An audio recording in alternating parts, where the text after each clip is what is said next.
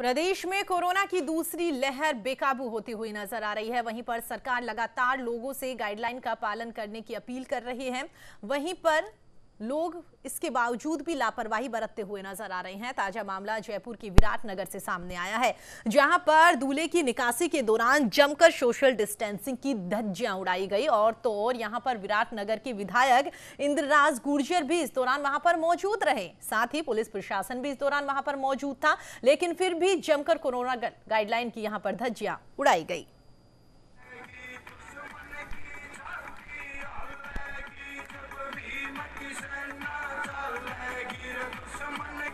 खबर पर अधिक जानकारी के लिए हमारे सहयोगी रहमतुल्लाह हमारे साथ जुड़ गए हैं। जी रहमतुल्लाह, जानना चाहेंगे, जिस तरीके से ये तस्वीरें नजर आ रही है, साफ लग रहा है सैकड़ों की तादाद में लोग यहाँ पर मौजूद है।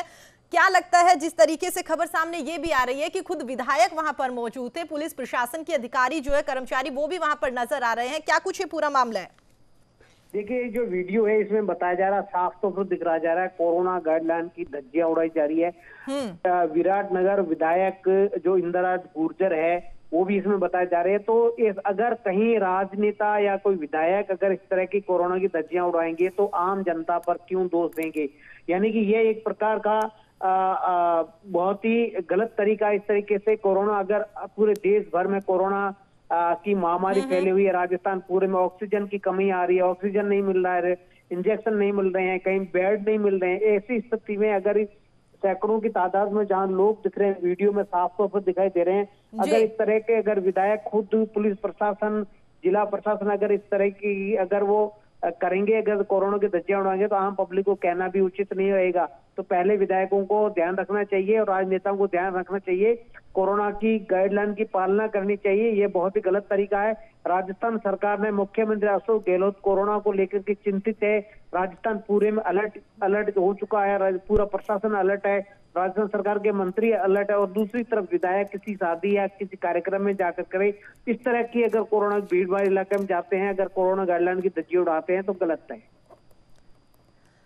बिल्कुल रहमतुल्लाह, ये पहला मामला नहीं है। इससे पहले अगर विधायक साले मोहम्मद की बात करें तो उनके पिता की जब अंतिम यात्रा निकाली गई थी, तब भी इस तरीके से वहां पर कोरोना की धज्जियां उड़ती हुई नजर आई थी। तो कह सकते हैं कि तमाम विधायक जो हैं, जितने भी रिस्पॉन्सिबल लोग जो हैं, वो वाकई इतने लापरवाह होते हुए नजर आ रहे हैं। बिल्कुल, कहीं ना कहीं राजनेताओं को इसमें ध्यान रखने की आवश्यकता है। चाहे कहीं पर भी हो, चाहे ढोल, अगर कहीं शादी का कार्यक्रम हो, हंसी खुशी मना रहे, झूम रहे हैं, डांस कर रहे हैं, इस तरह का गलत। अगर पिछले दिन एक वीडियो अगर देखा जाए, आदिवासी क्षेत्र में जब देखा जाए, बीटीपी विधायक ने की शादी कार्यक्रम हुआ था, उसमें भी कोरोना की धज्जियां उड़ाई गई थी। इस तरह का राजनेताओं को विशेषकर ठीक है रहमतुल्लाह, मुझे आपको बीच में रोकना पड़ेगा, दोबारा आपका रुख करेंगे। इसी बीच हम आपको बता दें, हमारे साथ विधायक जी जुड़ गए हैं, इंद्रराज जी। इंद्रराज जी, बहुत बहुत स्वागत है आपका न्यूज इंडिया पर। जी धन्यवाद। इंद्रराज जी, जिस तरीके से तस्वीरें जो निकलकर सामने आ रही है, क्या कहेंगे आप? एक रिस्पॉन्सिबल इंसान है, आपको जिम्मेदारी दी गई है कि कोरोना जिस तरीके से लगातार बढ़ता हुआ नजर आ रहा है, इस पे रोक लगाई जाए, आप खुद वहां पर शामिल हो रहे हैं। बिल्कुल, आपकी बात से मैं सहमत हूँ, लेकिन आपको ध्यान भी होगा कि मामला क्या है। जी, हमारे गाँव में 70 साल से दूल्हा उन्होंने जिसकी शादी थी, उन्होंने आशंका जाहिर की प्रशासन के सामने कि हमें, उस बात को लेकर हमने पहले मीटिंग की और मीटिंग के बाद हमने तय किया कि प्रशासन की मौजूदगी में दलित दूल्हों को हम लोग घोड़ी पे बिठाएंगे और उनकी बिंदोरी निकाली जाएगी। क्योंकि आजादी के 72 साल बाद भी अगर हम दलित समाज को हमारा अधिकार नहीं देना चाहते, ये तो सवाल है ही नहीं ना इंद्रराज जी, मेरी ये सवाल नहीं है, ये तो अच्छी बात है, इसकी तो तारीफ कर रहे हैं ना हम, कि आपने उन लोगों को सपोर्ट किया। जिस तरीके से आपने कहा कि दलित लोगों को यहाँ पर घोड़ी पर ले जाने के लिए कुछ लोग हैं दमक जो मना करते हैं, तो ये तो अच्छी बात है कि आप लोगों की ओर से उनका सपोर्ट किया गया। लेकिन बात ये है कि कोरोना जिस तरीके से लगातार फैलता हुआ नजर आ रहा है, उस दौरान जो कोरोना गाइडलाइंस की धज्जियां उड़ाई गई है, आप तस्वीरों में देखिए किस तरीके से सैकड़ों लोग जो है वहां पर मौजूद है। सरकार की ओर से तो सिर्फ 50 लोगों की परमिशन दी गई है। आप देखिए, मामला इतना सेंसिटिव था कि हम लोगों ने पूरे प्रयास किए कि वहाँ भीड़ इकट्ठी ना हो जी, और लोकल भीड़ थी भी नहीं, लेकिन सामाजिक हिसाब से आसपास के लोग जो इकट्ठा हुए हैं, जिसकी हमें एक बिल्कुल आशंका भी नहीं थी इस बात की, क्योंकि हमने पहले पाबंद भी किया था कि वे 50 से ज्यादा लोग इसमें नहीं होने चाहिए।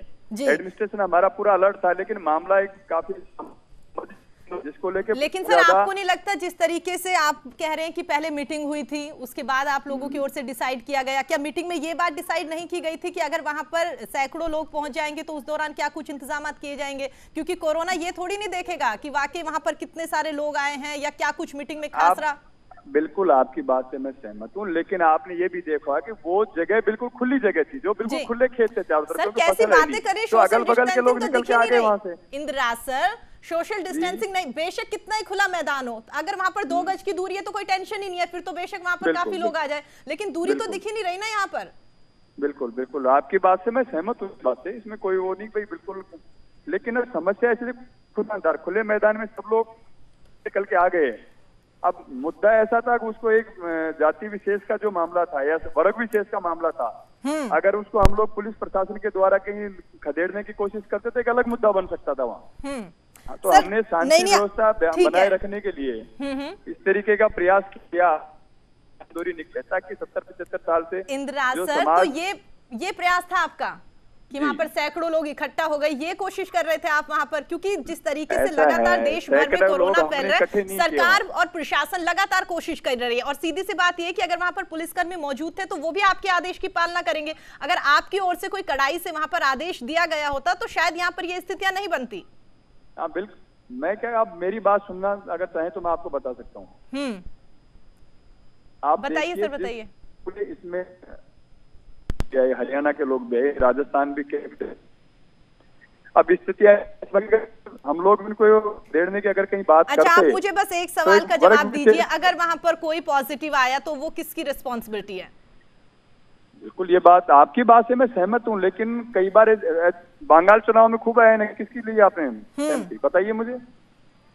बंगाल चुनाव में रैली में जो भीड़ इकट्ठे हुई, ठीक है सर, आपकी बात से मैं बिल्कुल सहमत हूँ, लेकिन इसके अलावा बहुत सारे ऐसे राज्य हैं जहां पर बीजेपी शासित मुख्यमंत्री नहीं है, लेकिन उसके बावजूद भी वहां पर रैलियां हुई है। तो मुझे नहीं लगता सर कि एक दूसरे पर आरोप प्रत्यारोप लगाने का ये सही वक्त है। हम सबको मिलकर एक साथ कोरोना के खिलाफ यहाँ पर लड़ाई लड़नी होगी, और आपसे बस यही रिक्वेस्ट है कि आप जिस पोस्ट पे बैठे हुए हैं, जितनी उम्मीदों के साथ लोगों ने आपको विधायक बनाया है, उन उम्मीदों को यहाँ पर आप फुलफिल करते हुए नजर आए, और सरकार की जो गाइडलाइंस है एटलीस्ट आप लोग तो उसका पालन सही तरीके से करें। आप हमारे साथ जुड़े, बातचीत करें, उसके लिए सर बहुत बहुत शुक्रिया।